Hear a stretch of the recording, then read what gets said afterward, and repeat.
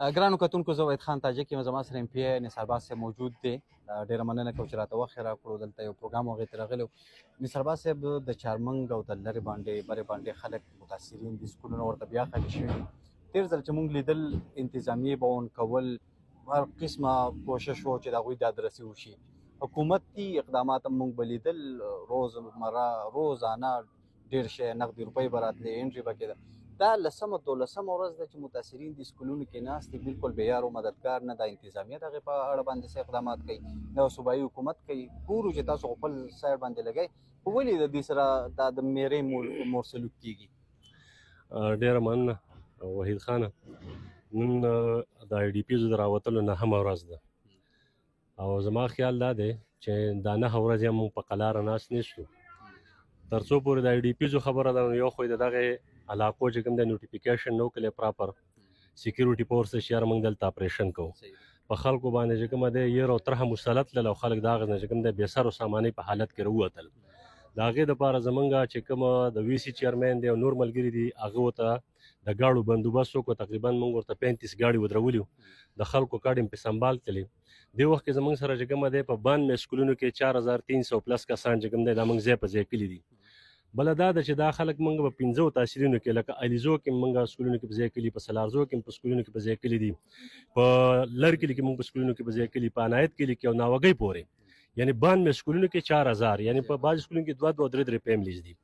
خو زه د گورنر خیبر پښتونخوا شکریا ادا کوم چې زه په وري تور لاړم چونکې صوبایي حکومت سره ریسپانس نه ورکاو. نو گورنر خیبر پښتونخوا چې کومه دی دلته هلال احمر والا ته هدایت جاری کړل او د هلال احمر په ذریعہ باندې چې موږ د خلکو ته فوډ پرووایډ کوو. شیلټر خو تر سکول په شکل کې پرووایډ شوی دی، خو فوډ ورته چې کوم دی هلال احمر والا ورکوي او باقاعده چې کومه دی دا 9مه ورځ ده چې هغه پسې سکول ته رسوي. د اوسه پورې پکې الحمدلله چې ایشو نه را پیدا شوی. نو دا خو یو اړخ دی. دویم اړخ چې کوم دی دا دی زمونږ هدف او مقصد خو دا دی چې موږ ته د سیکیورټي فورسز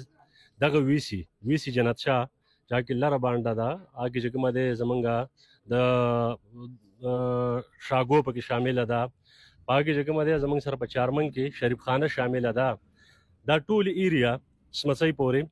دې ځایونو کې چې کوم دی کلیرنس دا د سیکیورټي فورسز ذمهداري ده. څنګه چې د باجوړ د قومي جرګې سره په هغه ورځ باندې کمټمنټ وکړل چې په 300 ورځې کې موږ تاسو ته د علاقې کلیر کړو. تقریبا 9 ورځې وشولې هغه علاقې سیکیورټي فورسز د اوسه پورې کلیر نه کړلې. نو اوس د دې خلکو چې کوم کمپنسیشن دی د هغې دپاره هم ما چې کومه دی انټرنیشنل ریډ کرسنټ سوسایټي ته چې کوم دی د هغې سره مې اپروچ رابطه مې ورسره وکړله. نو هغې به انشاءالله تعالی د PRCS ته ډونیشن ورکوي او د PRCS په ذریعه باندې به چې کومه دی د خلکو ته کمپنسیشن میلاویږي دا کوم خلک چې IDP شوي دي. د صوبایي حکومت چې کومه د ریلیف اداره ده یا چې کوم د ریلیف سیکرټري دی څو وارې زما د هغه سره خبرې مو شولې چونکې دا د هغو اخلاقي او قانوني فرض دی چې په کوم ځایونو کې IDPs پیدا شي نو هغې ته ریلیف ورکول دا د PDMA ریسپانسیبلیټي کې راځي. خلکو ته چې کومه دی خوراک ورکول، شیلټر ورکول، هغو ته علاج ورکول، هغو ته کمپنسیشن ورکول دا د صوبایي سطح باندې چې کوم دی د IDPs دپاره یو پالیسي ده سرکاري طور باندې د پخوا نه. خو له بدقسمتۍ نه چې کومه دی د دې حلقې سره چې کوم دی دا کیسه وشوله نو موږ هغه کمی چې کومه دی د خلکو ته ورنکو. کوشش هم دا دی چې دا خلک دا کوم IDPs جوړ شوي دي چې دا ریلیف موږ د هغه د طرف نه ورکړو، هلال احمر د طرف نه ورکړو. نو د هغې پراپر چې کومه دی دغه هم کمپلیټ شوي ده. دا چې کوم ډیټا انالیسز روان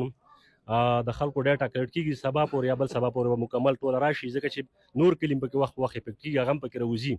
نو د هغې ډیټا په بنیاد چې بیا تھرډ پارټي د هغې باقاعده کراس چیک کوي، ویریفیکیشن به کوي او د هغې نه پس به چې کوم دی د خلکو ته کمپنسیشن میلاویږي. خو دا کمپنسیشن او یا چې کومه دی دا فوډ او یا شیلټر دا چې کومه دی زمونږ پس پریارټي خو ظاهره دا خلک ډسپلی شوي دا ده خو زمونږ اصلي هدف خو موږ ته چې کوم دی د هغه علاقې کلیر کول دي چې دا علاقې کلیر شي او امن راشي په داسې کې او دا خلک خپلو کورونو ته لاړ شي. لکه دی پکې چې کومه دی د جرګې سره کمیټمنټ کړی چې موږ به پکې ماټر ګولۍ نه استعمالو، موږ به پکې توپخانه استعمالو. دا 3 ورځې پکې دی د شپې توپخانه استعمال ته والته د سیویلین کورونو ته نقصانات ورسول. دیو نقصانات ازالم هم چې کومه دی دا پروینشل ګورنمنټ به کوي، دا سیکیورټي فورسز به کوي. دا خو موږ په یو فورم باندې هم د پرېږدو ګنې شي دا کوم کمپنسیشن چې موږ د خلکو ته ورکوو نو دا کمپنسیشن به زه د دې صوبایي حکومت نه به هم اخلم ان شاء الله تعالی او دا به کېږي د خیر سره ځکه چې دا حلقه یا د ضلع د عوام چې کوم دي د صوبایي حکومت ماتحت راځي دا څه د بلې دنیا نه خو راغلي نه دي که الحمدلله موږ ورته د خپلې پارټۍ کارکونانو درولي دي خدای خدمتګار ارګنایزیشن د اولې ورځې نه ولاړ دی زمونږ د پارټي ټیمونه موږ جوړ کړي دي په سکولونو باندې پې ګرځي د فوډ نه واخله د ټرانسپورټ پورې چې کومه دی نور هم پکې چې کومه خیراتي ادارې دي یا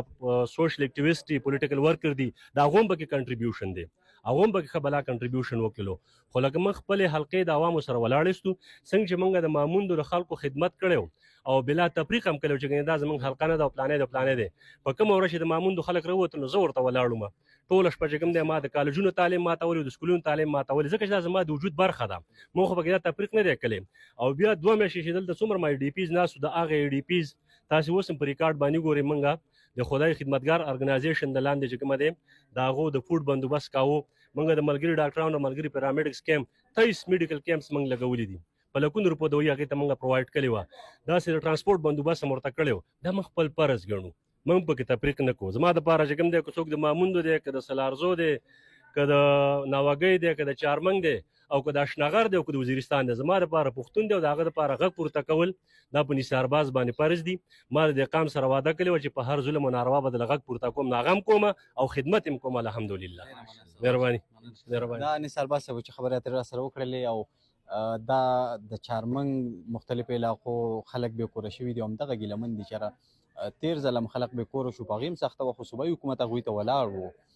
دارنګې ضلعي انتظامیه هم ورته ولاړه وه خو دا ځل هغه صوبایي حکومت او ضلعي انتظامیې دا خلک بې اثرې پرېښي دي خو نثارباز صاحب د خپل اړخ نه لګیا دی هلال احمر په ذریعه یا د خدایي خدمتګار تنظیم په ذریعه یا داسې د رضاکارو په ذریعه باندې د هغوی خلکو سره خپلې مرستې کوي خو ذمهواري د صوبایي حکومت جوړې دي دا خلک هم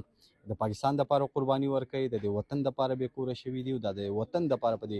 سکولونو کې په دې چټیانو باندې شپې ورځې تېروي نو باید چې